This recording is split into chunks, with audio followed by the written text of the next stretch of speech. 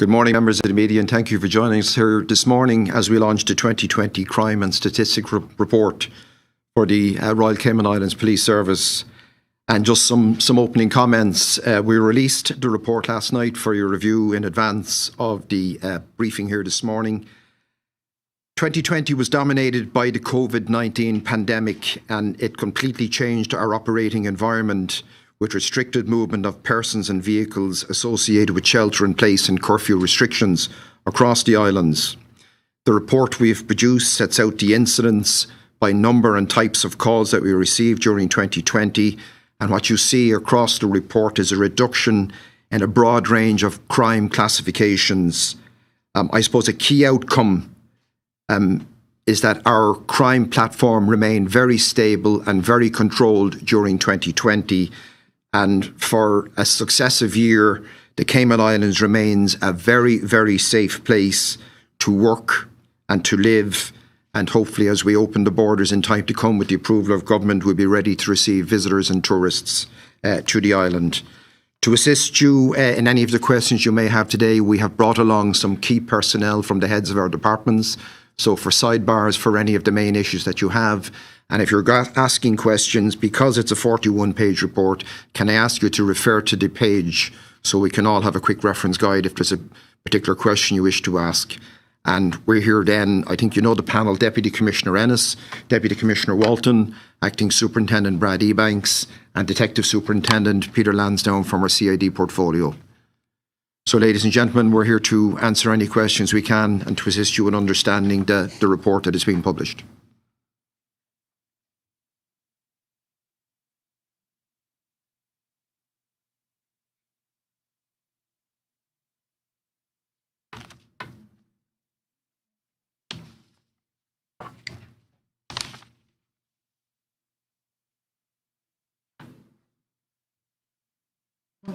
Good morning. Good morning. Good morning. Service, in case you didn't know. You say that crime is down, stable, whatever, but effectively for pretty much the best part of 3, almost 4 months, you were able to activate nothing short of a police state. It was like a policeman's dream in that you had a 100% curfew at night time and anybody on the street could be arrested. So if you take that into account, kind of pro rata, in actual fact, crime's probably up. And then also on top of that, you've had to deal with the thousands of cases of COVID crimes. So why do you think that is? So if you examine the crime report and you see there were 4,281 crimes, 680 of which were COVID. So the figure is 3,601 net crime, net of COVID, which actually represents a 12.8 reduction on the 2019 figures. So I think we go back to what I had said during press conferences. We operated in partnership with the community during what we call lockdown or shelter in place or curfew restrictions. It was a partnership approach and it was a public health crisis.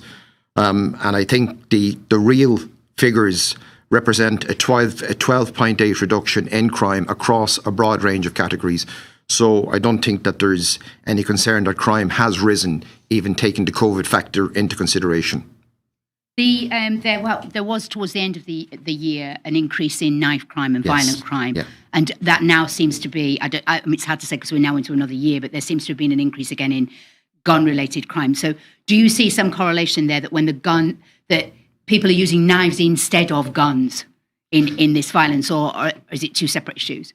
No, so we expressed the concern later in the year, and I suppose as the economy started to open and the nighttime economy returned and became very active, we did see an increase in bladed weapons, and we also put in Operation Blade Runner for that. And that again was a partnership with the chairman of the licensing board, with the licensees themselves, with security personnel and additional patrols, and that basically brought it under control in terms of dealing with the bladed weapons. So going into 2021, we still have some concerns around the bladed weapons. We're not saying that crime has gone away. We still need to be very alert.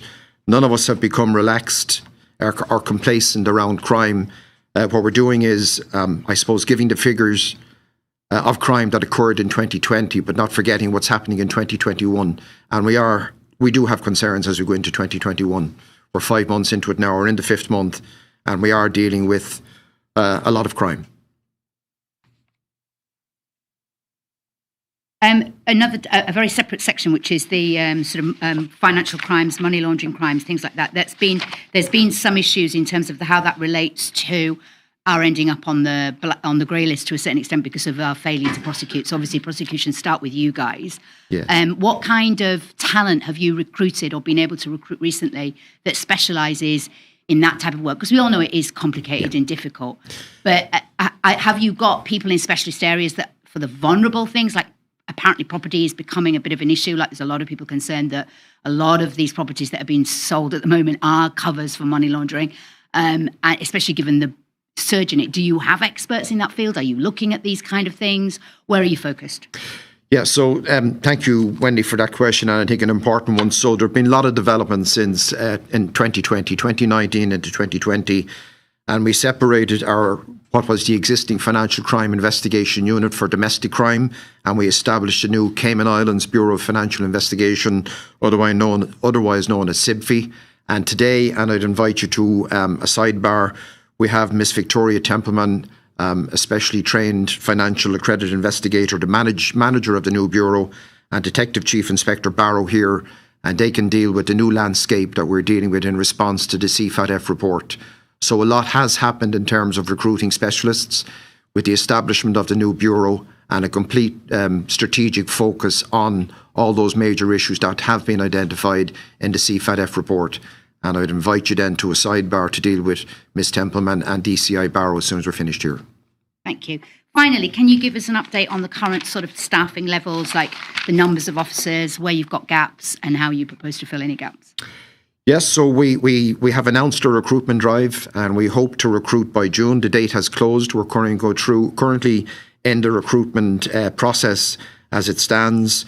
I do have to have some conversations with Deputy Governor, and we hope to recruit this year somewhere in the region between 30 to 50 officers this year. It would be our target, and that is a mix of new recruit officers and experienced officers. And you mentioned that covers our digital forensic hub for cyber forensic specialists and also specialists to deal with financial crimes for the newly established CIBFI Bureau. So we're working on that. We would hope to see some momentum June, July, or at least towards the last quarter of this year with new experts and new probationers or new students in the last quarter of this year. So what's your current staffing level? I'm at 400 officers, which includes 2 of the Coast Guard and 117 civilian staff, so 517. Have you hived off your what used to be Joint Marine Unit people, and now they've gone Coast Guard? No, so it's still in its transitional stages. The Coast Guard bill is going through Cabinet. So we're running a kind of a parallel system at the minute where my Joint Marine Unit personnel remain with the Coast Guard until it actually transitions. And you'll be aware that 16 young Caymanian officers have completed the first stage of their training as Coast Guard recruits. That would have been announced earlier in this year.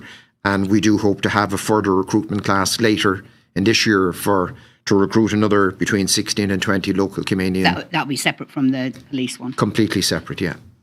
Actually, can I just clarify, when there is the proper transition and it goes completely, will the helicopters be one each, or will they stay as a separate unit that just serves both? No, the helicopter will remain firmly under, I suppose, it remains under the Officer of the Commissioner of Police. I think, I'm not sure if people actually understand that, the new entity that was established by government on the 1st of January last year. So the Office of the Commissioner of Police, of which I'm the Chief Officer and Commissioner of Police, and I run the RCIPS and the Coast Guard under that entity. So the helicopters will firmly stay, but they are going to be an integral part of the operations of the Coast Guard. Thank you. Thank you, Wendy. Thank you, Wendy.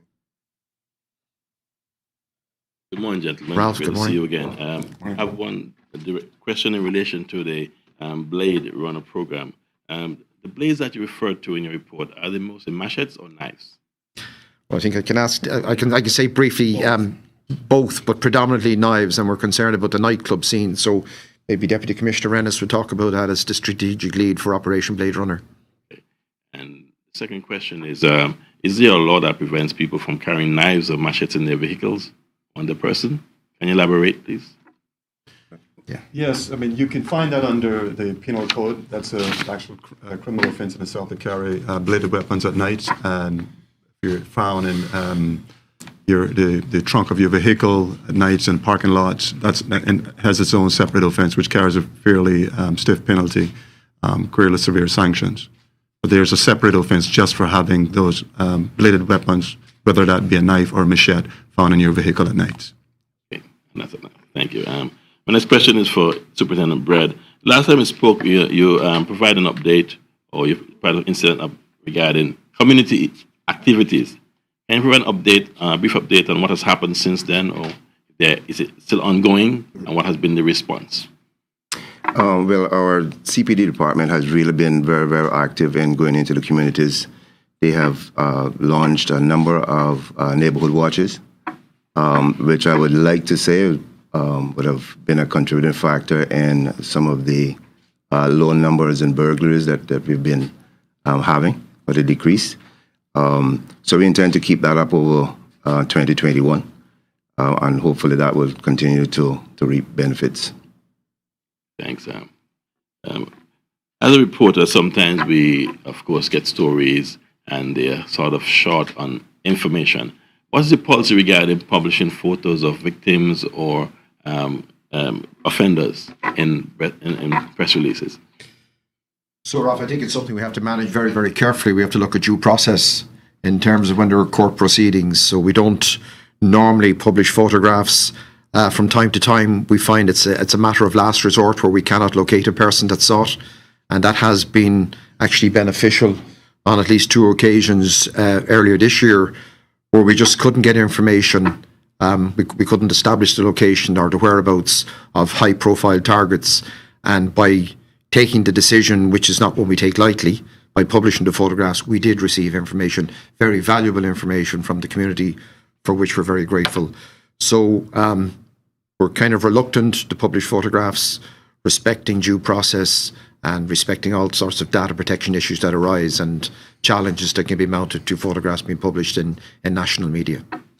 Could I just jump in there? From an investigative standpoint, running the investigation teams, we find that there are sometimes inappropriate disclosures on social media by a lot of sources publishing pictures of suspects or potential people involved.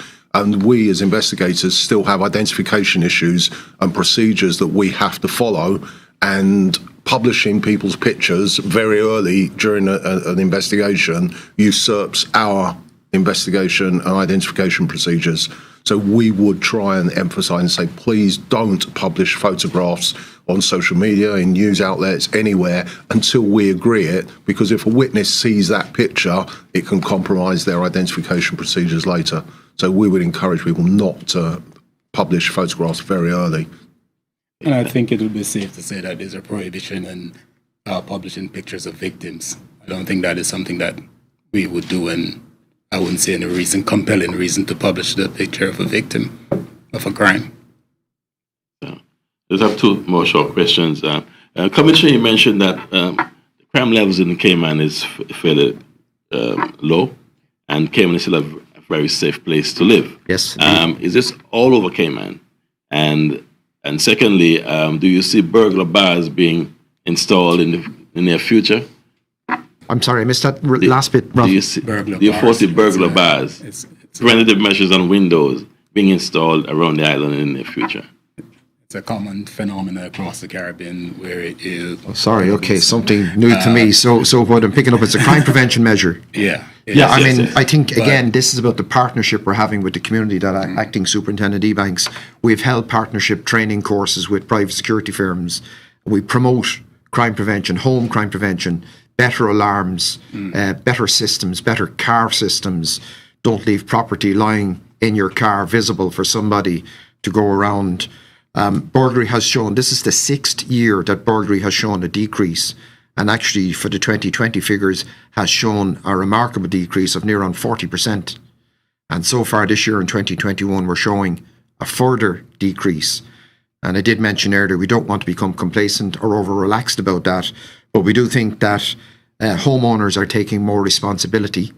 We think that our patrols have increased, are paying dividends, and we do think that our targeting of recidivist offenders has helped in terms of reducing the burglary rate. It's something we do have to keep a focus on. But I do stress that this is a really safe place to reside and to work in the Cayman Islands. And no matter where you look at the figures, it's borne out. This is a really safe place. Okay, my final question, we're anticipating the open of the borders, getting back to life as usual in the near future, hopefully within the next couple of months. With that comes many other challenges, as yes, we know. Definitely. I remember when we had a lockdown, things settled down a bit, but as we reopened, and I anticipate that, of course, as the economy gets back on track, we're going to have certain elements in the community, elements that surface. Are you prepared as a, is RCIPS prepared to handle whatever challenges will come in the future when the borders and things get back to normal? Yeah, so good question. And by its very nature, policing is dynamic and you have to adapt to the environment, the changing environment. We're all the time as a command team looking at the environment. We meet several times a week to ask what is happening, what's likely to happen. So we look forward to the day the borders open and we receive air and cruise passenger, visitors, tourists to the island again. We managed it before, we'll manage it again. And we look forward to receiving those people back. And my sense would be that this should be a country, a destination of choice for people who want to come and visit and see what it is that we're doing. And we certainly look forward to that challenge. Thank you very much for the answers.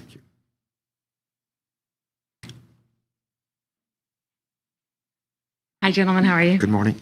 April Cummings from Radio Cayman. I don't have a huge list of questions for you today, but I was interested in your perspective. The police force is an entity, you're human too, and that whole lockdown period and all of the things that went with it were challenging for everyone. How did the police service do, and how are guys and gals doing now? Yeah. So another good question, and really important that wellness, and right across the civil service under Deputy Governor, wellness was at the top of the agenda for the whole lot of us. And my Deputy Chief Officer, she's here this morning, Nancy Bernard, looked at it from our perspective, from a strategic perspective here in RCIPS. And at the press conferences that you would have seen us go through in 2020, we spoke about changing the tours for our officers, 4 hours on, 4 hours off, to build our own resilience during the protracted or prolonged operations for COVID. We relied on assistance from our colleagues in CBC, from work and our special constabulary.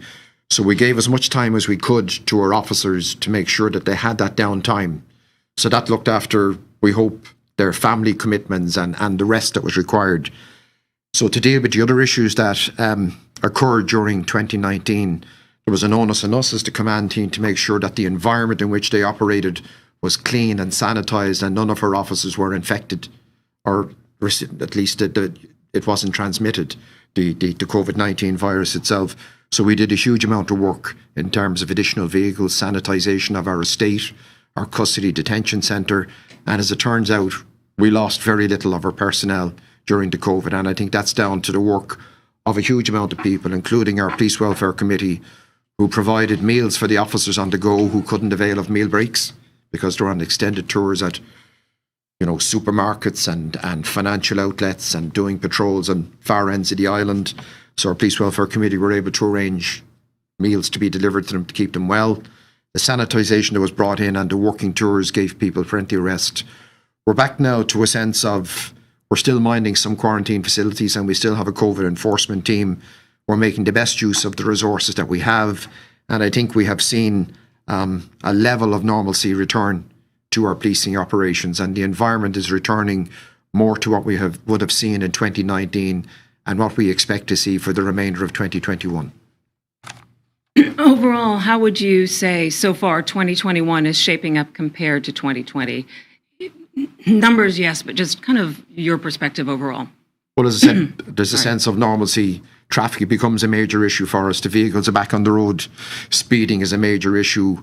I know it's going to be, discussed under the National Road Safety Strategy at the National Security Council. We're going to look at it. Driver behaviour is a cause of concern. As I said, speeding and weaving in and out. Traffic congestion is a major issue.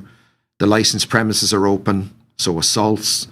some of our real concerns, and I have Acting Inspector Dossier Scott here this morning from our MASH unit, are child protection and domestic violence, something we're really looking at and trying to get a real understanding of what it is. It's not that it's decreasing, it's a cause of concern to us. In fact, is the way in which it's going at the minute and how we're going to deal with it in partnership with all other government agencies or relevant government agencies. So I spoke earlier on about having to review our operating environment all the time and adapt. And that's what we're doing on a kind of on a daily and a weekly basis, adapting to the environment in which we find ourselves in. And as we receive our reports, and I'm sure for anyone that does a sidebar with Acting Inspector Scott, she would tell you that she is finding herself overloaded in the MASH unit with the number of reports they are receiving from both DV and child protection. I was going to ask kind of if there are any sort of special areas of focus, for you and the team for the coming, I guess, the rest of this year. Are there any, other than what you've mentioned already, sort of areas of focus, things that you want to look at, pursue, change? So because of the, I use the words global existential threats that exist in terms of cyber, crime in all of its forms, and the financial threats that exist that have already been identified, the growth of our Financial Bureau of Investigation, the CIBFI, and the growth of our Digital Forensic Hub are two of the areas that we see as pressing. One of the concerns or the challenges for us is the global squeeze on those experts.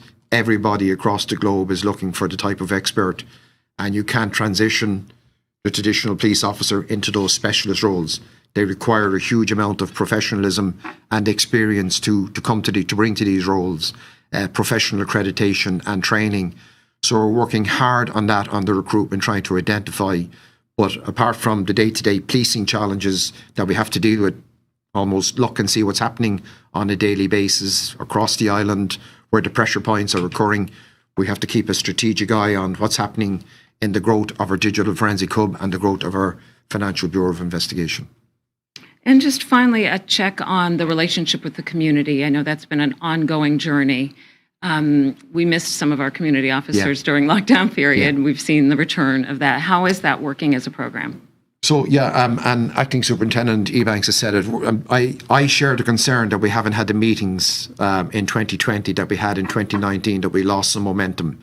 I attended a 3-hour meeting in Northside last Saturday, and it was made very clear to me and some of the officers, or one of the officers that was with me, that we missed the meetings and we really need to get them going again. I think that was an interruption, as I said, that was caused by COVID, and I would like to see them coming back again, because that gives a real voice to the community, and it also alerts us to the real issues that are occurring in the communities. So I find them really valuable. I know the team, and I know myself and Acting Superintendent Ebanks will be heading to some meetings in the Boddentown, the Eastern Districts soon, and I hope that West Bay and Georgetown will start reconvening their meetings. We did lose a bit of traction, and I hope that we can get back on track. All right, thank you all very much. Sure. Just for the benefit of the listening audience, just want to clarify that our work shifts are 4 days on and 4 days off. Okay. Thank you, Jody. Appreciate it. Thank you. Good morning, gentlemen. Good morning, Norma. Just a few quick questions for you. The report stated that we'd seen a big increase basically in speeding and I think motor vehicle accidents last year. And I know you said, Commissioner, that this would be something that the National Security Council, I think, will be discussing as part of a national strategy.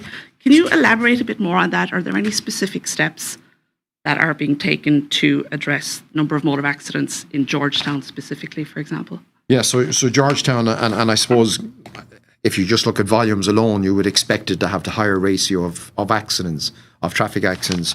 So yes, it does, and actually the numbers reduced last year, but they're on the increase at the moment. And they reduced by virtue of the fact that COVID restrictions had reduced the volume of traffic on the roads. Although last year we did have 9 fatalities, which is a serious situation itself. This year so far, in the start of month 5, we're up to 3 fatalities. So we have concerns. Speeding is one of our major concerns, and we have strengthened our traffic unit insofar as we can at the moment, and we employ additional people on on overtime on bank holiday weekends to resource it, because we have an increased volume of traffic. And our concern is DUI. drunk under the influence drivers attending maybe sessions in the afternoon on a bank holiday Sunday or a Monday. So we're very alert to that, trying to reduce it. We do see an increase in traffic accidents 2021 to date. So all of these things are being looked at in terms of how could we educate, how could we promote public awareness, and we all talk about the 3 E's as part of the road safety strategy, which is enforcement, engineering and education. How do we get those 3 blocks out, get everybody to buy into the concept that it's the responsibility of each individual driver to be responsible in a car. But what we're seeing, what I'm seeing, and I'm sure the other officers are seeing, and the reports that we are receiving, is that the driver behaviour is pretty erratic, and that includes by some of our very large trucks on the roadway. So we have more to do in terms of traffic right across the island, and I think it's going to be a real focus as we continue through 2021. Okay. Are you working with the National Roads Authority to put in place any kind of speed control measures? Yes. Or you mentioned engineering, I guess it falls under. Constantly with DNRA, speed bumps, speed signs, extra signage, and you will have seen additional signage gone up, the alerts, the digital signage telling you that in a 40-mile zone you're reaching, you're driving in excess or under. And one of the points we tried to make is that the maximum speed limit on the island is 50 miles an hour, but that is not a target. You may only be able to drive at 30 miles an hour in a 50-mile zone, depending on the conditions.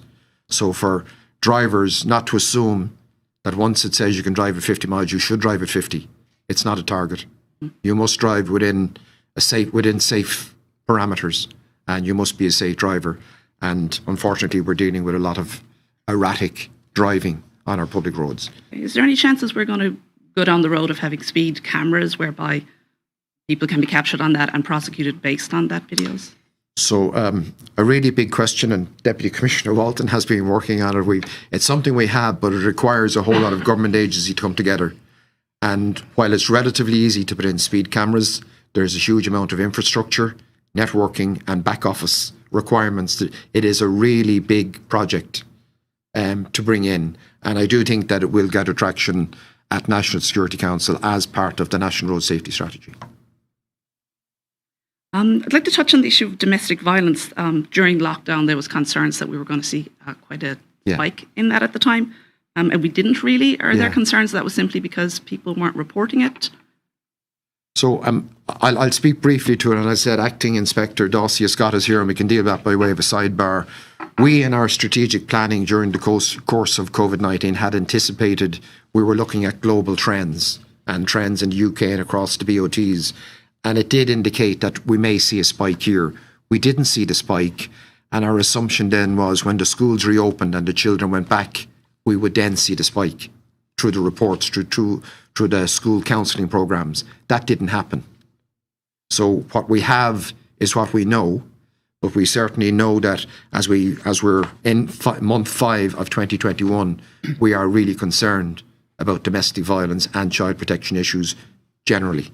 And there's more to be done, but it's a partnership. It's not RCIPS alone. It's a number of government agencies coming together and under the umbrella of MASH to primarily address those concerns. I'd also just like to ask a question regarding ICT and cyber-related crimes. The report says that 49% of the cyber-enabled crime were to do with ICT networks, harassment, annoying, that kind of thing. Yeah. And there was 109 recorded crimes. How many of those are actually prosecuted or might be making their ways through the court at the moment? Any idea? Well, I think that's probably an issue. We don't have the prosecution figures at the minute because, to explain, you're probably aware of this, leading and lagging indicators. So the time, and that relates to the time it reports to us, the amount of time it takes to investigate, if it gets to a prosecution, and then the conviction. So in those 4 stages, you have leading and lagging indicators. So we don't have the results, the outcome, to answer precisely the question you've asked. But what I have is our manager from the Digital Forensic Bureau, John Watson, and I think a sidebar with John will give you a greater understanding of what it is that they're actually dealing with at DFH and the trends they're seeing. Great, thank you all. I hope that helps. On that offer. Yeah. And my final question, it's not regarding the report itself, but the expanded marine parks for Cayman, has that given the Marine Unit, now Coast Guard, a lot of additional tasks? Do you guys have enough manpower to deal with these expanded parks and deal with any infractions within them? Okay, so again, that's going to be a complete partnership approach. The Coast Guard will be one arm of the enforcement, and there will be several other agencies involved. And as I spent my, as I said, a 3-hour meeting in Northside the other day, a lot of those issues were raised with us, and I anticipate a multi-agency meeting roundtable will be called to see how we're going to deal with buoys and markings, outer perimeters, inner perimeters, public access, speeding of jet skis, loud music on boats. We're going to see a whole lot of issues in terms of marine enforcement, and the Coast Guard will play a primary role or a prominent role in that, but with a number of other agencies. Thank you. That's all for me.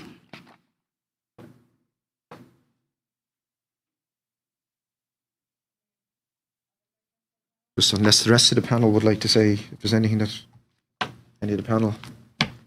I would just like to add to what the Commissioner spoke on earlier of some of the most important things that we're looking at for 2021. Certainly for 2020, we had 9 fatal MVAs, and already for this year we have 3. So one of the things that I would like to work on this year is actually bring that figure down. And at the end of the year, if we can remain at 3, that would be a great accomplishment for us. So road safety is a high priority for us.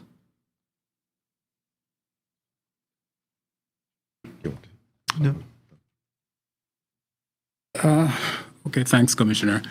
I think the Commissioner pretty much have covered a lot of ground, and probably what I would just say is that probably to contextualize things regarding, we talk about the pandemic, and yes, I think the pandemic with the suppressions that we had and the restrictions with movements of people probably contributed greatly to the reduction in crimes. But if you look at other jurisdictions, the reverse happened. Other jurisdictions have actually seen a spike in crime in certain major U.S. jurisdictions. I've seen spikes in crimes. So again, it's probably more to do with the environmental factors, and I think also down to the Cayman community, that we have a very strong community, a very law-abiding community. And that even takes me into the question that Ralph posed earlier about burglar bars. And I think that is something that we would not want to see, and most Caymanians would be almost offended, if I might use that term, to see burglar bars going up, even though people need to target hard in their residences and their commercial properties. And people are doing that because you have seen a lot more cameras been put in place. People are taking more initiatives in target hard in their residences. But burglar bars, these are just some of the things that are just unusual in Cayman. And if you look again in the global context of how things were happening, for example, we had an election and there were protests, but all our protests were peaceful protests. So I think these are some of the things we have to celebrate as a Caymanian community. And I think these are some of the things that Caymanian value. So these are some of the things that we want to work with the community and continue in partnership. I think looking ahead, once the economy starts to open back up, we not only we talk about cybercrime, which is probably an emerging threat, but you're going to anticipate that there are going to be the domestic crimes as well. Once the economy starts to open back up and people start to come in, not just your tourists, but workers as well. And I'm not saying that all workers are coming in are, probably have a criminal inclination.